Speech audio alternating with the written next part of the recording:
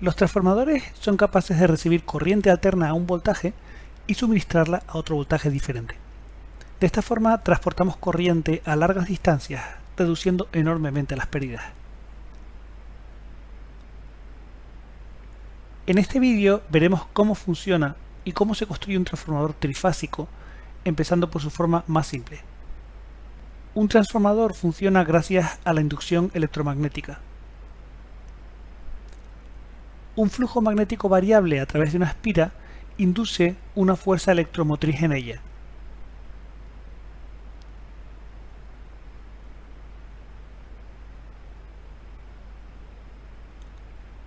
Una forma de disponer de un flujo magnético variable es pasar una corriente alterna a través de una bobina.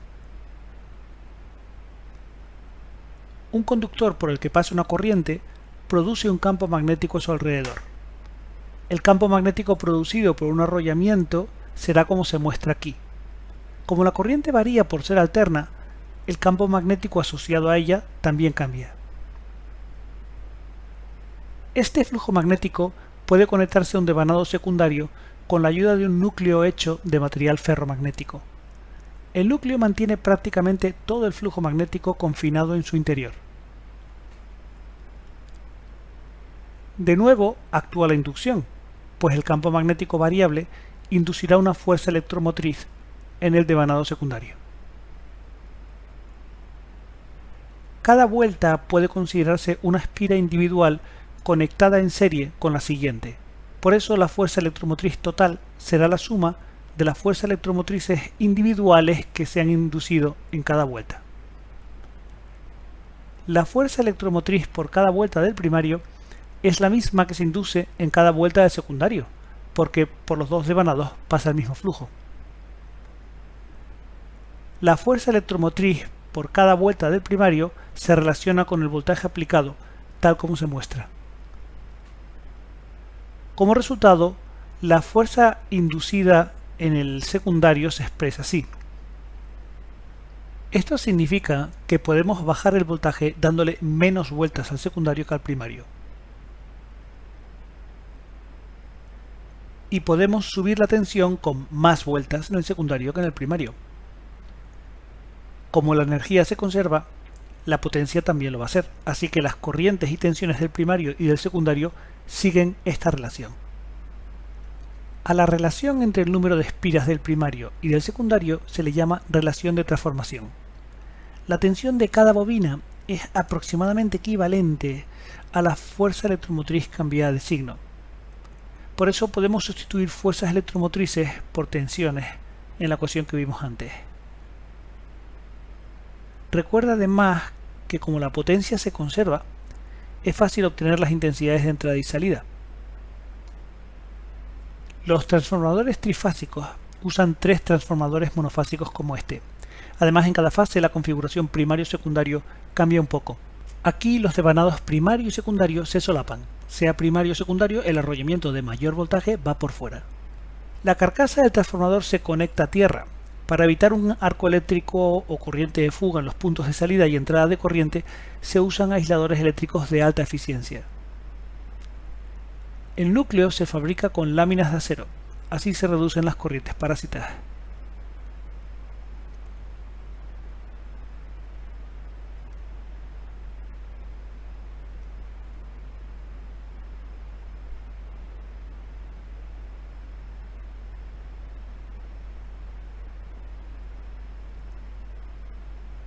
Como vimos, el bobinado de bajo voltaje se dispone normalmente por dentro. Como las máquinas rotativas, los transformadores tienen pérdidas del hierro, es decir, las debidas a los ciclos de histéresis y a las corrientes parásitas, y pérdidas del cobre por efecto Joule. Estas pérdidas producen calor. El transformador suele sumergirse en aceite refrigerante para disipar ese calor.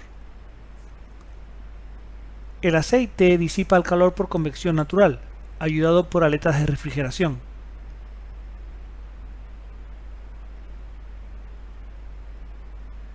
El aceite se expande al calentarse. El contenedor reventaría si no fuera por un depósito de expansión que absorbe los cambios de volumen. Como en cualquier máquina eléctrica, en un transformador existen dos tipos fundamentales de pérdidas, en el cobre y en el hierro. Las pérdidas en el cobre son debidas al efecto Joule, es decir, al calor generado por la resistencia óhmica en los conductores del primario y del secundario. Pueden disminuirse aumentando la sección de los conductores. Las pérdidas en el hierro son debidas a la histéresis y corrientes parásitas o de Foucault en el interior del transformador, así como al flujo de dispersión. Recuerda que la histéresis es una acumulación de energía debida a que con cada ciclo de corriente alterna el material se magnetiza y desmagnetiza dos veces. La histéresis se reduce eligiendo un material adecuado, que es lo mismo que decir que sea magnéticamente blando. Las corrientes parásitas ocurren por algo diferente. El campo variable las induce en el núcleo. Las corrientes parásitas se reducen sobre todo laminando los núcleos y aislando eléctricamente unas láminas de otras, habitualmente dándoles una capa de barniz aislante. En casos extremos, como en la alta frecuencia, los núcleos se hacen de acero granulado, aglomerado con barniz aislante, de manera que cada grano está aislado de los demás. Pero las corrientes parásitas también pueden disminuirse eligiendo un material para el núcleo que no sea muy buen conductor, es decir, aumentando su resistividad. Es habitual que se elija acero al silicio. Por una parte es blando, y así se reducen las pérdidas por histéresis. Por otro lado, el silicio le confiere una resistividad relativamente alta para reducir corrientes parásitas. Otra pérdida que tenemos que considerar es el flujo magnético de dispersión. El flujo disperso es una pequeña fracción de flujo que no va por el núcleo. Típicamente representa pérdidas magnéticas. Se puede reducir con un diseño geométrico adecuado del núcleo. Eso se hace de muchas formas. Por ejemplo, montando los dos arrollamientos en la misma columna, o todavía mejor, solapándolos, es decir, montándolos concéntricamente como acabamos de ver. También puede redondearse las esquinas del núcleo. Otra posibilidad es construir pantallas magnéticas que eviten la dispersión. Los transformadores son máquinas estáticas, así que no tienen pérdidas mecánicas.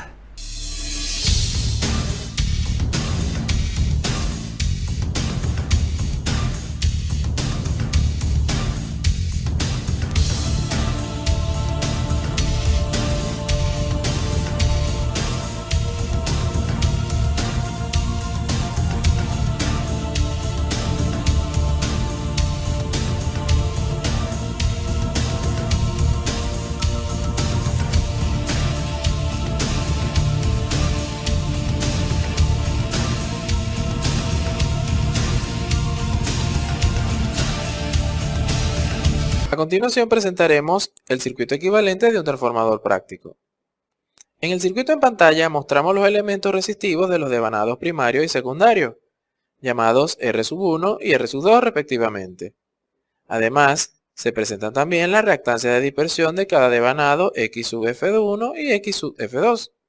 Todos estos elementos están acoplados entre sí gracias al flujo mutuo Φ sub M, que enlaza a los devanados primarios y secundarios.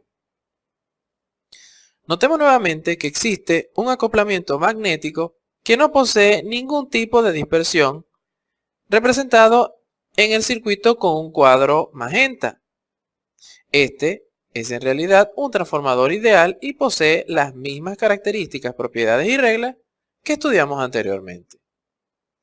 Una de esas reglas es la de desplazamiento de impedancias al lado de primario y viceversa.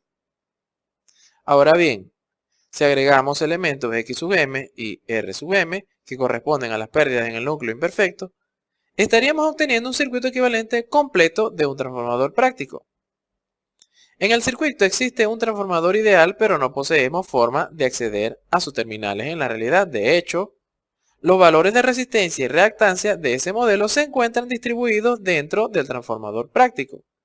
Pero, con el uso de los llamados ensayos de un transformador, que se realiza en un laboratorio, podemos hallar cada elemento del circuito equivalente sin ningún problema.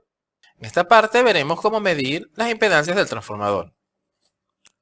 Para cualquier transformador podemos determinar los valores de resistencia e impedancias que están presentes en su circuito equivalente.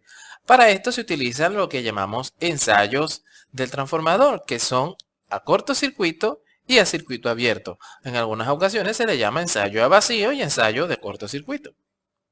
En el caso del circuito abierto, se energiza el devanado primario con su voltaje nominal y se deja sin carga el devanado secundario. La corriente que circula por el devanado primario es la corriente de excitación I sub 0, la cual se mide junto con la potencia activa P sub M que consume el núcleo del transformador en este estado. También es necesario medir los voltajes en el primario y el secundario, que son E sub P y E sub S. Con estos valores podemos calcular la potencia aparente S sub M del circuito magnetizante, además de la potencia reactiva de este, como se muestra en la pantalla. Ahora, amigos, podemos calcular la resistencia del circuito magnetizante y su correspondiente reactancia, además de la relación de voltaje, utilizando las siguientes expresiones. Para realizar el ensayo de cortocircuito, se coloca el devanado secundario, un cortocircuito o un cable, y se alimenta el primario con un voltaje mucho menor que el nominal, por lo regular cercano al 5% de este. La corriente medida en el primario, I sub SC, debe ser un poco menor a su corriente nominal. Esto para evitar sobrecalentamiento y así el cambio en la resistencia de los devanados. De igual forma medimos el voltaje E sub SC y la potencia activa P sub SC en el primario durante el ensayo. Con estos datos podemos calcular la impedancia Z sub P, la resistencia R sub P y la reactancia X sub P vistas desde el primario con las expresiones mostradas en pantalla.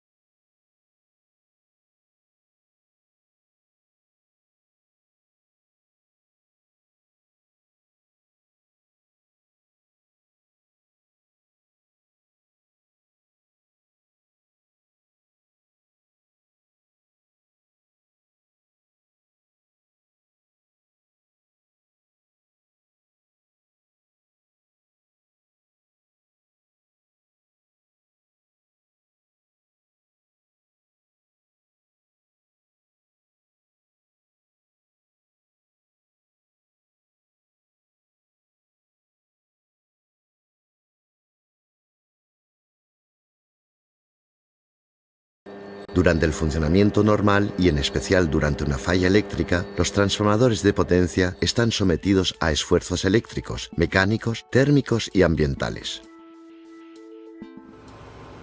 Los transformadores de potencia están expuestos a esfuerzos mecánicos durante el transporte desde la fábrica hasta su emplazamiento, durante el traslado de una subestación a otra, durante los terremotos y durante fallas de cortocircuitos externas. Los transformadores tienen que soportar el esfuerzo de las tensiones de servicio, así como las tensiones de impulso, como el rayo o los impulsos de conmutación.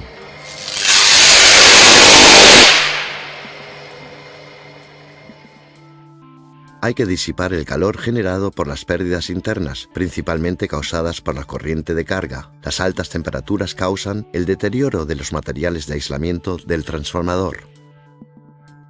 Las averías del transformador causadas por estos esfuerzos pueden provocar explosiones, incendios y costosos efectos secundarios, tales como prolongados cortes causados por la limpieza y reparación de la planta, así como por los largos plazos de entrega de nuevos transformadores.